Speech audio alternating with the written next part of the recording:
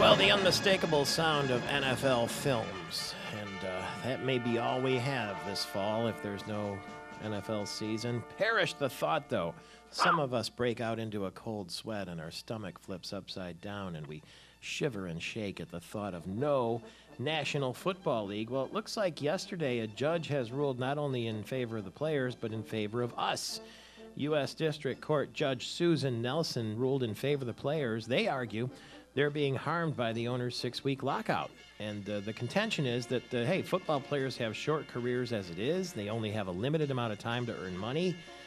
And it's the shortest professional career, I think, of all because of the violence and the smashing and banging. The ruling also agrees, ready for this, the lockout hurts football fans who have an investment in the 2011 season. Now the league is going to take its case to the Court of Appeals, so we don't know what happens next. This is all because the collective bargaining collapsed between the owners and the players. And Ken Delafour, who has successfully gone from being a superstar NFL player to a superstar in business, the senior vice president of group sales and corporate marketing for Blue Cross Blue Shield of Michigan, once wore the Honolulu blue and the black of the Pittsburgh Steelers and the blue of the San Diego Chargers, and even the champagne and plum of the Michigan Panthers is on the other end of our line right now. Good morning to you. Hey, good morning, Michael Patrick. Well, what do you make of this? I don't want to get too excited, but the judge seems to have ruled in favor of the players, and at least there's a chance the lockout could end, huh?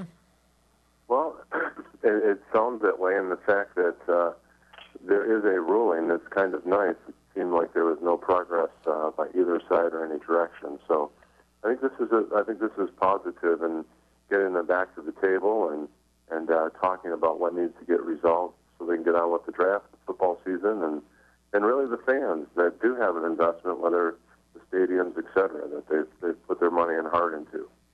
Yeah, round one of the draft is going to be in prime time on Thursday, 8 o'clock, and then the second and third rounds will be Friday at 6 p.m.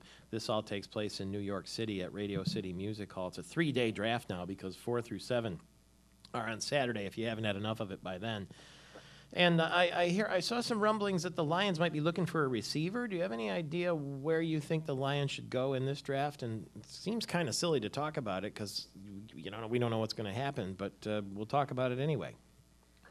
Certainly, and Martin Mayhew was on TV the other day, and he said it's funny, all these mock drafts. He said they're not sure which way they're going. When you have a later pick, like the 13th pick or so, you kind of not sure what's going to be on the board. I think if you looked at what would be kind of interesting would be to pick up a real cover corner. It would allow Gunther Cunningham and that defense to do some real interesting things with that front seven that they now have. That seems to be one of the upper echelon of NFL. So I think a corner would be a great pick, but they have lots of needs. So they're kind of in a good position because they have lots of needs, I guess. They can pick the best player on the board. Let me ask you this. Cam Newton was interviewed by John Gruden. You've probably heard about this by now. John Gruden, the former NFL coach, now working for the network and sort of a journalist. And he asked Cam Newton to call a play because his point was in the NFL it's pretty complicated when you get in the huddle and you hear some of these plays. They're a paragraph long. And he said, give me an idea of a play that you called at Auburn. And Cam Newton, the star quarterback, basically couldn't give him one. He said, "Oh, you got me stumped. I can't really, I don't really have an answer." Would that frighten you if you were the Carolina Panthers thinking of drafting him, that he can't even call up?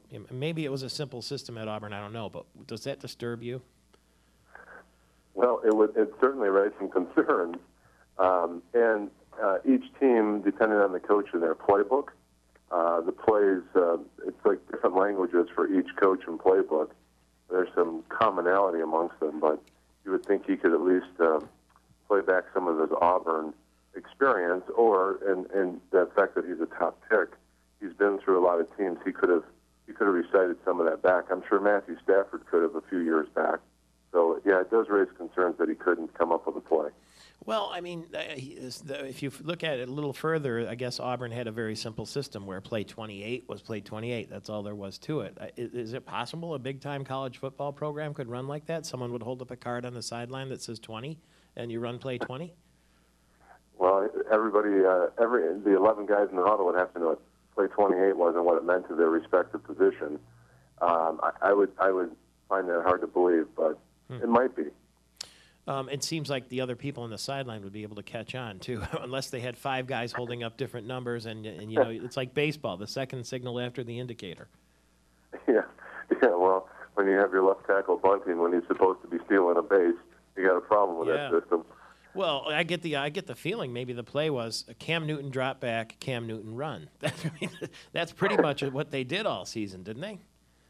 Well, with success, they won the national title, so it worked in that case. But I think, to your point, it won't work in the NFL, and it won't bode well for him if he's not sophisticated enough to handle all of the expectations of being an NFL quarterback. Yeah, well, Gruden said it's going to be like you're moving to France and you're going to have to learn French if you need to learn the language of the NFL. That's the part I guess I thought was. And Martin Mayhew says, as far as the quarterbacks go for the Lions, he's happy with Matthew Stafford, Shaun Hill, and Drew Stanton. Are you happy with that lineup of quarterbacks? Absolutely, I am. I think the second and third last year proved to be very valuable and stepped up and played well. So I would say they're pretty secure at that position, and hopefully Matthew comes back healthy and stays healthy. Okay, as a former NFL player, you happy with the idea of a rookie salary cap? Yes or no? Yes, I am. Okay. I think it's gotten out of hand, and I think they should spread those dollars out to proven players that have stepped up and delivered, as opposed to somebody who's got potential coming out of college. Are you happy with the idea of an 18-game schedule instead of 16-game? As a fan, I am. As a player, I think the players just want to get paid for 18 games, not 16, and have their 16-game salary spread out over 18 games.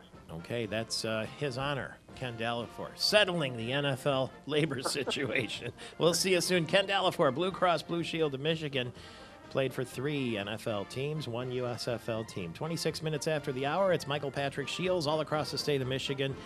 Get out of Syria. If you're listening online and you're an American, we're going to Syria as soon as we get back.